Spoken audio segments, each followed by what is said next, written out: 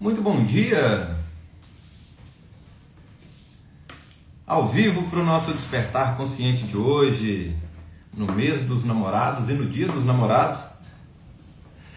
Vou dando sequência aqui ao tema sobre os relacionamentos afetivos, então sejam todos bem-vindos aí, todos que estão aqui comigo ao vivo, quem está comigo aqui na gravação. Vamos fazer uma mega análise hoje sobre os relacionamentos afetivos, quais são as causas inconscientes que te colocam dentro de um desequilíbrio dentro desta área.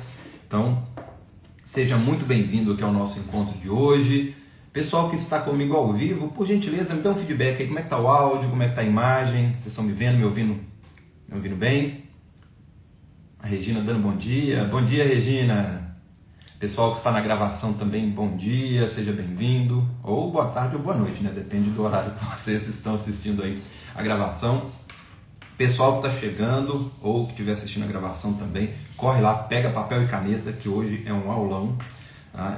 Complementa os encontros anteriores também. Então, quem caiu de paraquedas nesse encontro aqui, toda segunda e sexta, 8 horas da manhã, eu estou aqui com o Despertar Consciente. A proposta é trazer conteúdo para vocês voltado para o desenvolvimento pessoal, você compreender o que está por trás da natureza das suas escolhas, quais são as questões que estão impactando o seu resultado prático ou a falta dele. Então a minha proposta aqui é trazer o invisível, trazer as questões inconscientes, que tipo de trauma, quais são os padrões mentais, emocionais, o que pode estar relacionado, o que você vivenciou na sua história que pode estar impactando a sua capacidade de fazer escolhas, a sua realidade prática. Então essa é a proposta desses encontros.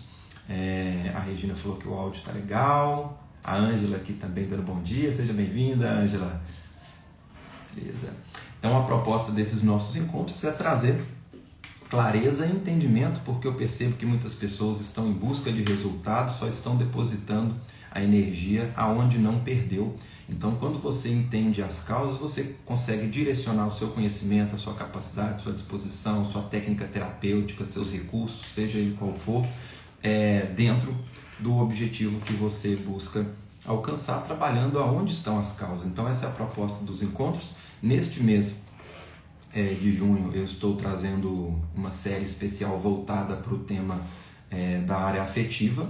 Tá? Então, se você não assistiu os encontros anteriores, pode continuar aqui, que dá para você acompanhar. Não estou seguindo uma ordem linear para que todos consigam acompanhar. E claro que quem tiver disponibilidade de assistir os outros encontros ou quem já tiver assistido vai fazer um melhor proveito. Então está tudo salvo no meu perfil aqui do Instagram, salvo também no YouTube, e depois você vai ter acesso de forma organizada lá na Biblioteca Consciente, que você consegue fazer parte da Biblioteca Consciente no link na bio do meu Instagram. Lá você tem acesso a resumo de livros, em vídeo, em PDF, e todas as minhas aulas do Despertar Consciente. Você vai ter o acesso a todas as aulas de uma forma organizada, e cada aula tem um resumão com vídeo animado e um material em PDF também.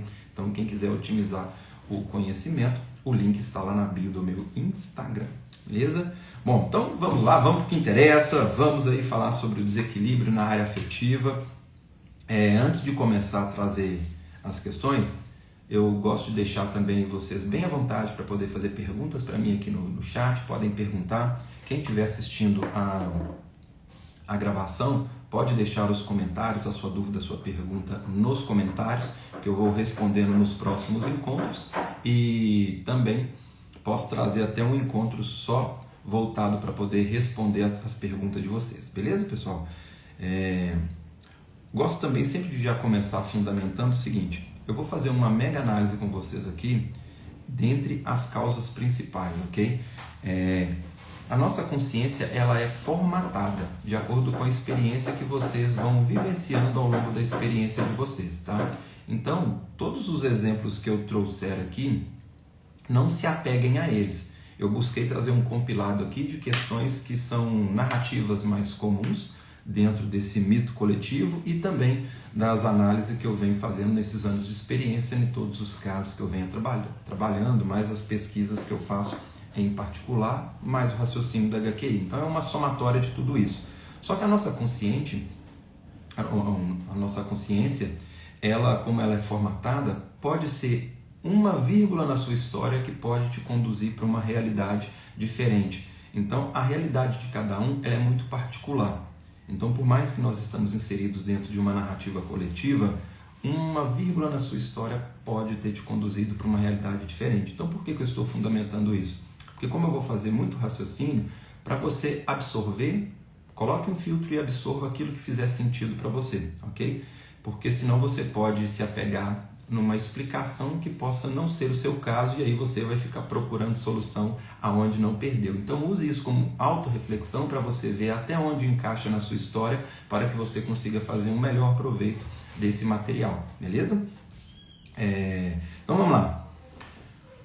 Fundamentando a premissa do trabalho, tá?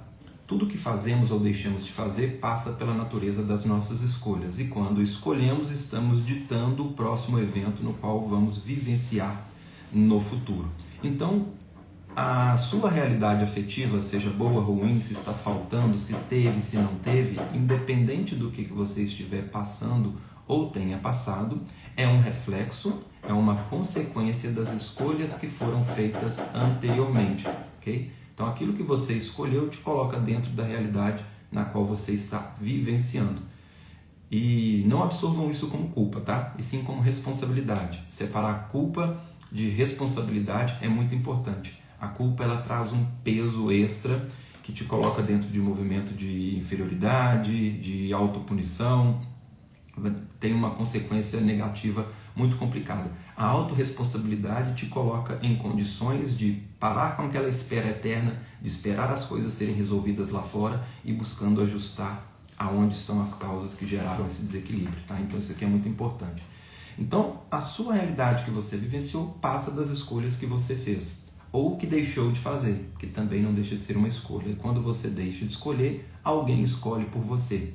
Então, até quando o outro escolhe, passa pela sua falta de escolha, que também é uma escolha e que te leva para o mesmo caminho, ok? Então, essa é a nossa premissa principal. Resultado, a nossa realidade prática é uma consequência daquilo que foi armazenado na consciência. E na nossa consciência, nós somos movidos por dois padrões internos, de razão e de emoção. Na razão fica armazenado o que nós chamamos então de padrões mentais, que são as crenças que vocês acreditam, independente se é uma verdade absoluta ou não, as hereditariedades, os pensamentos e os condicionamentos. Nos padrões emocionais, fica armazenado então as emoções, sensações e sentimentos do seu histórico de vida. Então, carência, rejeição, medo, inferioridade, prazer, euforia, todos esses sentimentos, eles vão influenciando na sua capacidade de fazer escolhas e, consequentemente, gerando seu resultado, assim como a sua parte lógica, racional, onde estão armazenados padrões mentais. E é justamente aí que vai ser a caixinha que nós vamos desmembrar e compreender o que gerou como consequência essa realidade. Então vamos lá. Desequilíbrio na realidade afetiva, vamos começando aqui pela reprodução e a projeção. Tá? A nossa vida é como se fosse um filme e os personagens eles vão representar aquilo que te desperta emocionalmente do histórico que você vivenciou. Então, se uma pessoa tem um desequilíbrio numa área afetiva, adivinha onde que está a primeira camadinha dos traumas aí, que é onde é importante você analisar. E antes de aprofundar também, uma definição de trauma. Tem muita gente nova chegando por agora que não acompanha o trabalho, então eu vou sempre reforçando os conceitos para que todos vocês consigam acompanhar, tá? Trauma, uma definição de trauma no nosso trabalho, muitas pessoas associam trauma com o fato de maior expressão. Na nossa visão, trauma é qualquer fato que você tenha vivenciado que tenha gerado esses padrões mentais e emocionais na sua consciência, ok? Nós entendemos que o desequilíbrio externo ele é uma consequência de um desequilíbrio interno. E esse desequilíbrio interno se dá pelo acúmulo de informações. E nós acumulamos informações não só em fatos de maior expressão, acumulamos em situações corriqueiras do dia a dia, até porque é justamente nessas situações corriqueiras que nós estamos mais expostos. Não é todo dia que você perde um ente querido, não é todo dia que tem uma falência, não é todo dia que tem uma briga, um divórcio, mas é todo dia que está com raiva do maridão, todo dia que o filho faz pirraça, todo dia que está preocupado para chegar no trabalho. Então nós somos expostos a situações corriqueiras do dia a dia com mais frequência do que um fato de maior expressão.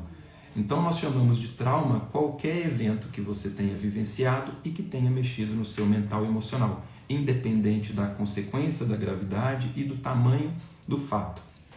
Medo é medo, independente se é de uma onça ou de uma barata. Carência é carência, independente se faltou um biscoito, se faltou um jet ski ou se faltou a atenção dos pais. A resposta emocional é a mesma e impacta tanto quanto. Okay? Então, esse é o primeiro ponto. Então, traumas com pai e mãe seria a nossa primeira análise principal, a caixinha principal para poder se analisar numa questão de um desequilíbrio na área afetiva. Por quê? Nós criamos com base no conteúdo que tem. E qual que é a primeira base, qual que é a primeira experiência que a pessoa tem em relação ao tema afetividade? A experiência do primeiro relacionamento, o primeiro casal que ela acompanhou, pai e mãe. Tá? Então, como que era o relacionamento do seu pai com a sua mãe? Como que era o relacionamento da sua mãe com o seu pai? Como que o seu pai se portava como um marido da mãe? Tá? E aqui nós temos vários ângulos de visão para poder fazer essa análise e essa leitura, tá? Primeiro, cada um desses personagens ele tem um perfil que foi utilizado ao longo. Então, o seu pai... Opa, pessoal, peraí que caiu aqui uma... Prontinho. Bom, então, cada papel do seu pai dentro desse relacionamento, ele usou durante a sua experiência uma projeção e uma expressão. Então ele era o seu pai, ele era o pai do seu irmão, ele era o marido da sua mãe, ele era o provedor. Então dentro de cada uma dessa imagem que ele utilizou, houve um relacionamento e que gerou informações emocionais e mentais.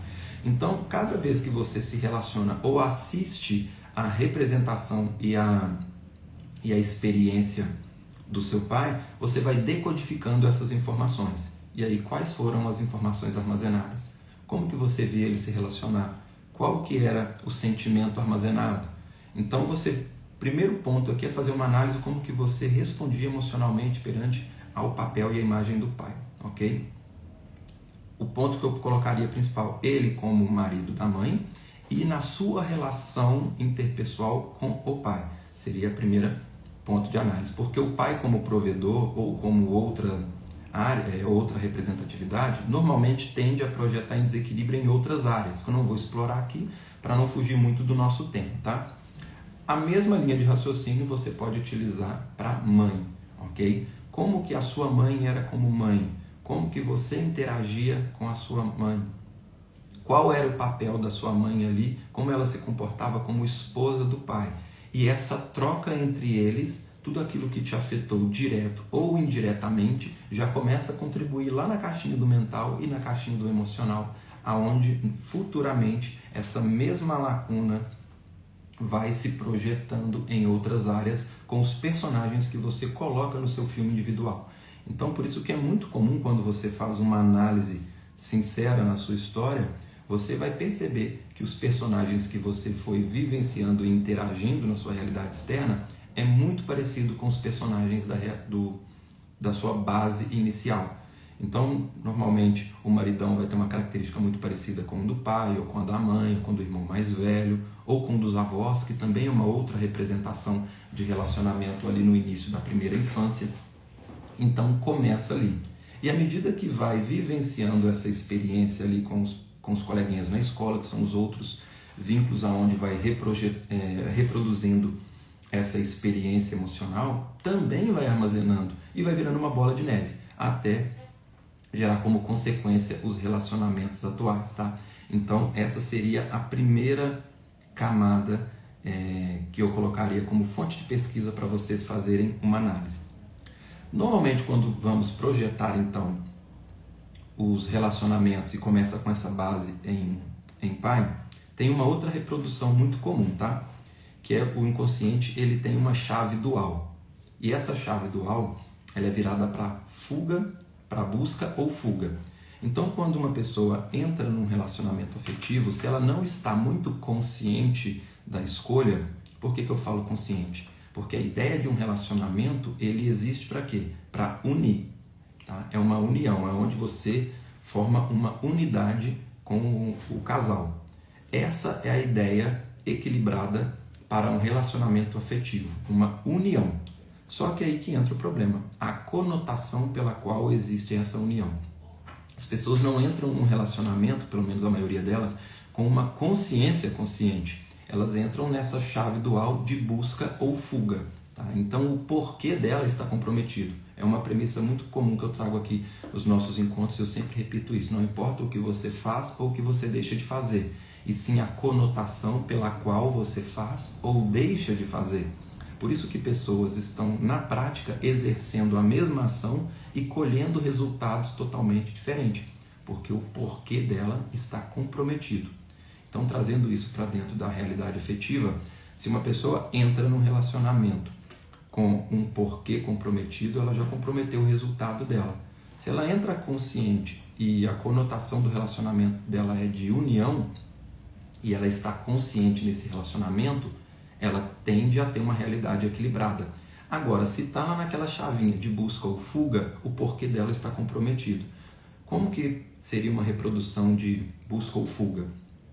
Pode ser uma fuga de casa, tá? Muitas pessoas se relacionam e pegam o primeiro que apareceu no laço como uma oportunidade de sair de um ambiente conturbado. Tá? Então, isso é muito comum. A pessoa tem um desequilíbrio dentro de casa, está com uma convivência complicada com o pai, com a mãe, com o irmão, e ali ela vê o relacionamento como uma oportunidade para sair desse conflito. E aí é um movimento onde está fugindo, né? Então, onde ela sai desse conflito. E eu estou trazendo essa análise aqui não julgando quem caiu nessa narrativa, tá, pessoal? Apenas trazendo para que vocês entendam essas causas inconscientes, tá? Então, quando ela sai por fuga de um problema de onde ela vivencia dentro desse ambiente de casa, o porquê dela já está comprometido, ela já está saindo com uma carga emocional, porque ninguém foge à toa. Se foge, se está buscando fugir dessa realidade, é porque ela está com sofrimento. Né? Então, aqui embasado muitas das vezes em raiva, em carência, em rejeição, em raiva, em injustiça, um monte de sentimentos. Então, quando ela sai fugindo disso, a carga emocional que ela carrega é essa, além de estar inconsciente. Então, todo esse sentimento, o que vai acontecer? Ele vai ser um imã. Então, quando ela vai atrair um relacionamento e fazer escolhas, e a escolha está por fuga disso, adivinha quem que ela encontra? A mesma projeção. Por isso que muitas pessoas projetam no relacionamento aquilo que elas estavam fugindo. Tá? E quando é a busca, tá? A busca muitas das vezes ela está por uma compensação. É um porquê diferente, mas leva ela para o mesmo caminho. Então, aquela pessoa que teve uma lacuna não preenchida, por exemplo, ela sai de um ambiente onde ela não se sentiu amada pelo pai, não se sentiu amada pela mãe, vem com um histórico de carência, de rejeição, então ela pode tender a buscar uma compensação disso. Tá? E toda busca por compensação gera apegos e dependências, tanto ao relacionamento afetivo, e aí ela vai para um relacionamento com uma carga compensatória. Então ela busca ser suprida nesse relacionamento por aquilo que faltou nos relacionamentos anteriores, principalmente com pai e com mãe.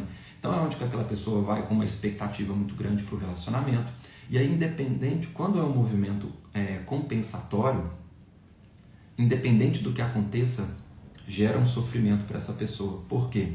Se ela está buscando compensar o que faltou de outros vínculos, o que vai acontecer? Se o companheiro compense e entrega para ela tudo aquilo que ela está buscando compensar, vai ficar com aquela sensação de não estar satisfeito. Assim como uma pessoa que busca comer por uma compensação emocional e não por uma compensação física, biológica. Tá? Então a pessoa come, dá aquele prazer momentâneo, mas ela não fica saciada. Daí a pouco ela tem que comer de novo para alimentar aquela fome emocional. A mesma coisa acontece aqui no relacionamento. Se ela busca suprir com o companheiro uma carência que não é dele, é de um relacionamento anterior, esse relacionamento ele pode fazer tudo, que ela vai ter aquele prazer momentâneo, uma falsa ilusão de estar suprida, e daí a pouco o vazio vem novamente, aí vai vir a necessidade de ser suprida, e aí onde essa pessoa pode gerar um alto nível de exigência, apego, dependência, o medo de perder o que tem, se contentar com pouco. Aí são várias narrativas construídas em cima disso, que geram um apego, uma falsa ilusão de felicidade dentro desse relacionamento e vai gerando desequilíbrio. Então ela não vai ficar satisfeita com o que esse companheiro fizer, porque ela está buscando não é dele, ela está buscando é lá do pai e da mãe. E aí esse companheiro que está suando e fazendo tudo para essa pessoa, provavelmente do ponto de vista dele vai emaranhar com as rejeições e a carência, poxa, eu entrego tanto, essa pessoa nunca está satisfeita. Então, aonde que vai alimentando o histórico dele, nos traumas dele, até que chega um ponto também que gera um desequilíbrio, pois essa pessoa também não vai se sentir reconhecida, não vai se sentir compensada, por sua vez vai esbarrar nos traumas dela, que é uma via de mão dupla, tá? É a tampa e a panela. Então, você vai encaixar com quem tem traumas coerentes com o seu, para que vocês partilham do mesmo evento e cada um, na sua perspectiva, vivenciar o seu trauma, tá? Então, isso é muito comum. Então, se trouxe uma análise aqui no ponto onde está sendo suprida, tá? E por outra via, se a pessoa não supre essa carência que ela está buscando lá de pai e mãe, também vai sofrer. Por quê? Porque agora ela vai ter um vazio duplo. Então, percebe? Quando a conotação está comprometida, não importa se o outro faz ou deixa de fazer, leva para o mesmo caminho. Então, nesse exemplo, a pessoa que está buscando a carência no companheiro para suprir a falta lá do pai, se o companheiro supre, vai gerar uma necessidade de continuar suprindo e nunca está satisfeita porque não é dele que está buscando, ali é só uma projeção. Então, mesmo tendo, vai gerar desequilíbrio. E se não tem, vai enaltecer o que não teve lá atrás, é onde a pessoa vai ficar com raiva, ou pode buscar fora do relacionamento, o que normalmente tende a justificar os comportamentos de traição também. Muito comum dentro das áreas afetivas, tá? Não estou falando que toda traição é só por causa disso, existem outros movimentos também, mas essa é uma da causa principal, tá? Principalmente carência não suprida, onde vai alimentar rejeição, inferioridade, e aí se o outro lá fora começa a suprir essa área, é onde que as lacunas vão se preenchendo e podem levar para esse caminho também. Principalmente se a pessoa dentro desse movimento já tiver um histórico de traição, de ciúme, histórico no relacionamento dos pais, é onde que, como se fossem pecinhas do quebra-cabeça, tá? Não estou dizendo que toda pessoa que não foi suprida a carência vai desenvolver o comportamento de trair. Como eu disse no início do nosso encontro, pode ser uma vírgula na história que vai direcionar para uma realidade X ou Y, ok? Bom, então até aqui todo mundo está conseguindo me acompanhar. Quem tiver dúvidas, perguntas também, podem deixar aqui nos comentários que eu vou respondendo também, tá?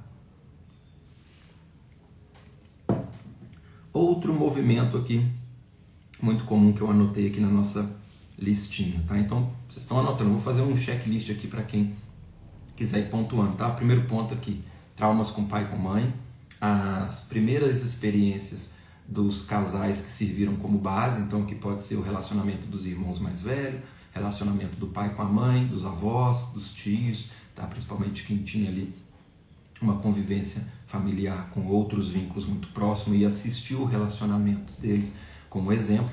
Aí entra aqui a reprodução posterior, que depois vai ser com as pessoas que começou a interagir dentro da convivência, os coleguinhas na escola, primeira tranqueirinha, primeiro namoradinho, primeira namoradinha, e os relacionamentos anteriores, ok? Falei sobre a busca ou fuga, tá? Então o porquê comprometido, onde a conotação pela experiência do relacionamento está comprometida. E agora eu vou falar com vocês aqui um outro sentimento muito comum, onde a pessoa pode vivenciar um desequilíbrio na área afetiva, tá? Que é o sentimento de culpa. Tá? Henrique, mas culpa? Culpa em relação a quê? Tá? Aí aqui também vai entrar muito na particularidade da pessoa. Vou trazer algumas culpas que são comuns dentro da área afetiva, tá? Primeiro é culpa em estar bem quando um vínculo, uma pessoa que você ama, não está bem. Então é onde que a pessoa não se sente à vontade em desfrutar de uma felicidade enquanto uma pessoa que ela ama não está bem dentro dessa área. É onde que, sabe aqueles almoços de domingo? Você vai conversar com esse vínculo, essa pessoa está contando um monte de problema que passou com o vínculo dela e você fica desconfortável em contar que está bem dentro do seu relacionamento. Então é onde a pessoa pode buscar ser aceita por igualdade. Muitas das vezes o inconsciente busca igualar pelo problema. Tá? Então é onde a pessoa se sente desconfortável em estar bem quando a pessoa que ama está mal. Então é onde que ela pode criar de forma inconsciente um problema, um desequilíbrio para poder compensar essa culpa interna. Tá? E quando eu falo, Henrique, mas isso aí é meio estranho, né? É estranho para a sua parte racional, porque ninguém acorda de manhã e fala assim, nossa, que belo dia para eu criar um problema de relacionamento, para eu ficar igualzinho minha mãe que não está bem com meu pai, né? Ou meu avô que não está bem com a minha avó, ou a minha irmã que não está bem com meu cunhado. Tá? Então, isso é uma análise racional. Só que aqui, lembra que eu disse no início, a influência ela é tanto mental e racional, como também emocional. Por isso que você pode ter as melhores justificativas e estar bem racionalmente, convicto na escolha que você quer vivenciar, mas na hora que você age pela emoção, é essa emoção que vai entrar na jogada e vai influenciar o seu comportamento e as suas escolhas para desequilibrar o seu relacionamento, talvez por essa culpa ou esse desconforto emocional que tem dentro desse movimento. Tá? Então isso é muito comum. É importante você analisar, aqui já dando um gancho para quem está acompanhando as aulas ou quem pretende acompanhar as aulas que eu abordo melhor sobre esse tema dessa dualidade interna, onde personalidades estão em desarmonia perante as escolhas, são o meu conteúdo sobre as sombras psicológicas. Tá? Então, dentro desse corpo existe várias personalidades para poder fazer escolhas onde o único corpo vai vivenciar. Por isso a pessoa cai em dilemas. Então, racionalmente, a pessoa quer um relacionamento equilibrado, mas uma personalidade dela ou algumas personalidades se culpam em estar bem enquanto o outro está mal. Então, aqui é um dos exemplos da culpa. E um outro exemplo de culpa muito comum é onde essa pessoa, em algum momento da vida, ela se culpou pelo desequilíbrio no relacionamento de terceiros. Tá? E quando eu falo ela se culpou, não quer dizer que na prática ela tenha tido uma culpa, uma responsabilidade pelo desequilíbrio de um relacionamento de um terceiro. Tá? Nós vamos analisar sempre no ponto de vista de como ela decodificou e como ela interpretou. E normalmente essas associações do inconsciente é feita ali na primeira ou na segunda infância, aonde é uma criança ou um adolescente. E uma criança e um adolescente, ela tem poucos dados para avaliar a situação que ela vivenciou. Então, o que vai acontecer? Na prática, a maioria das situações que ela se culpa, ela não teve culpa.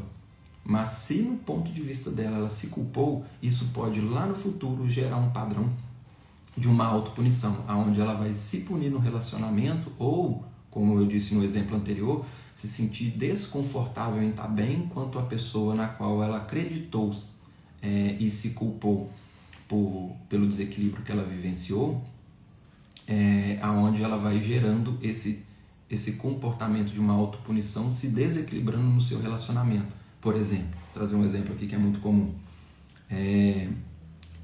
Casal que tinha um bom relacionamento entre si, depois que a esposa engravidou, muda a rotina, muda muita coisa, e ali ela começa a ter um desequilíbrio na área afetiva. Essa criança que nasceu, depois começa a escutar esses comentários. Depois que você nasceu, seu pai começou a fazer isso, não tive tempo, relacionamento e tal, aquela coisa toda. Então aquela criança começa a juntar, um mais um começa a fazer a soma dela. Fala assim, então minha mãe era feliz antes de eu nascer, depois que eu nasci começou a ter problema e ela não foi feliz. Então a dedução que ela levou para ali, que ela é responsável pelos problemas que os pais tiveram no relacionamento. Então ela já coloca lá na caixinha do inconsciente dela uma culpa pelo desequilíbrio da área afetiva dos pais. Estou trazendo esse exemplo aqui para ilustrar, mas pode ser qualquer outra narrativa que em algum momento ela se sentiu culpada. Tá? E ali, como consequência, desequilíbrio como autopunição também. Essa é uma narrativa muito comum. O outro ponto que é muito comum aqui dentro do desequilíbrio afetivo e que faz muitas pessoas perderem tempo. Tá?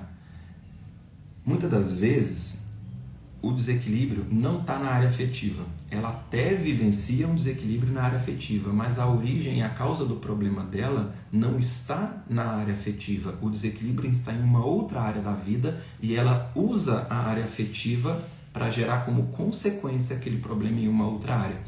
Por exemplo, vou explicar. Nós temos no nosso trabalho, nós dividimos em 5 áreas principais na nossa vida, tá? Relacionamento, essência, relação com a matéria, corpo e imagem e sexualidade. São as 5 áreas principais. Então, normalmente, e essas áreas conversam entre si. E normalmente ela está vivenciando um desequilíbrio aqui, por exemplo, na área afetiva, Só que isso aqui, muitas das vezes, é só um meio para projetar aonde a causa está em outra área. Muitas das vezes, por exemplo, a pessoa não tem um trauma na área afetiva, ela não tem um desequilíbrio afetivo, ela tem um desequilíbrio com o corpo e com a imagem. E ela utiliza problemas no relacionamento para projetar, vivenciar ou reproduzir um desequilíbrio onde a origem do trauma dela está em relação ao corpo e à imagem. Por exemplo, a pessoa tem complexos de inferioridade com o corpo e com a imagem e ela utiliza um desequilíbrio na área afetiva para projetar aquela inferioridade com o corpo e com a imagem. Então ela vai justificar o que ela passa com o corpo e com a imagem por causa do relacionamento afetivo. E aí, se você olha no histórico dessa pessoa, ela teve uma boa experiência com o pai, com a mãe, mas ela tinha uma relação complicada de como ela se relacionava com o próprio corpo e com a imagem. E aí hoje ela pode usar a área afetiva como desequilíbrio para projetar toda aquela carga emocional dos traumas que ela tem com o corpo e com a imagem. Esse é um exemplo, tá? Outro exemplo muito comum de outra área em desequilíbrio é a área da sexualidade. Então, talvez a pessoa teve traumas com a sexualidade lá na infância, na adolescência, em outro momento da vida, e se ela estiver bem no relacionamento, ela vai ter que ter ela consequentemente vai ter uma vida sexual ativa, e isso pode levar ela para reviver os traumas com a sexualidade. Então, ela, para não vivenciar e não acessar novamente os traumas com a sexualidade, essa pessoa sabota inconscientemente o relacionamento dela para não acessar esses traumas com a sexualidade. E aí, sofrer um desequilíbrio na área afetiva, vai chegar uma hora que vai gerar sofrimento. Ela vai tentar solucionar isso. Só que ela vai tentar solucionar achando que ela está com um problema de relacionamento, sendo que o problema dela é lá com a sexualidade. Ela usa um desequilíbrio na área afetiva para não acessar os traumas com a sexualidade. Tá certo? Então, trouxe aqui exemplo das duas áreas comuns, mas pode ser um desequilíbrio na área em relação à matéria, que aqui nós estamos falando de trabalho, de escola, de dinheiro, de bens materiais, a relação com o provedor financeiro, né? Pode ser uma questão com essência, onde colocou em xeque os princípios e os valores dela. Então aqui são alguns exemplos para que a pessoa tenha consciência, para você não perder tempo procurando solução onde não perdeu. Talvez você tenha uma boa base afetiva, a sua relação com o pai, com a mãe, foi uma boa experiência, só que o seu desequilíbrio é em outra área. E aí você vai ficar usando os recursos e o seu tempo buscando solução ali, sendo que o desequilíbrio é em outra área. Por isso a importância em estar consciente, porque quando você está consciente, você faz uma outra leitura da situação que você vivencia, aonde te direciona para poder encontrar as causas dos desequilíbrios. Beleza?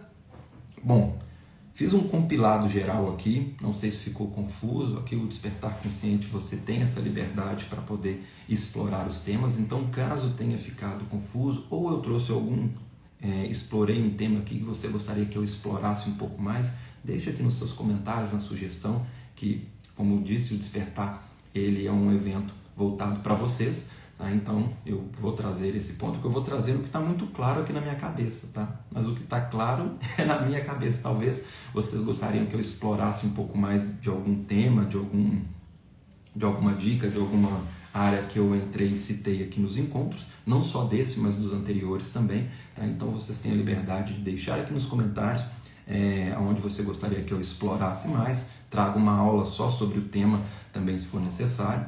Segunda-feira estou de volta, 8 horas da manhã, com o Despertar Consciente aqui, continuando, explorando. Eu vou falar na segunda-feira sobre a dualidade afetiva.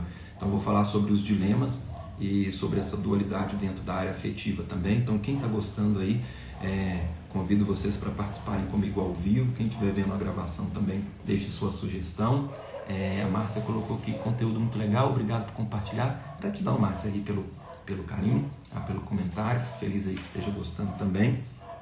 Lembrando, pessoal, estiver fazendo sentido para vocês, volte depois na gravação, deixa também aquele coraçãozinho, o seu comentário também ali, informando se gostou, se não gostou, o que melhorar, o que não melhorar, que além de servir como feedback para mim, ajuda também o algoritmo a levar essa mensagem para outras pessoas também, tá? Clica ali no botãozinho de salvar os encontros que estiver fazendo sentido para vocês, para você não perder esse encontro aqui depois também, para você rever esse material.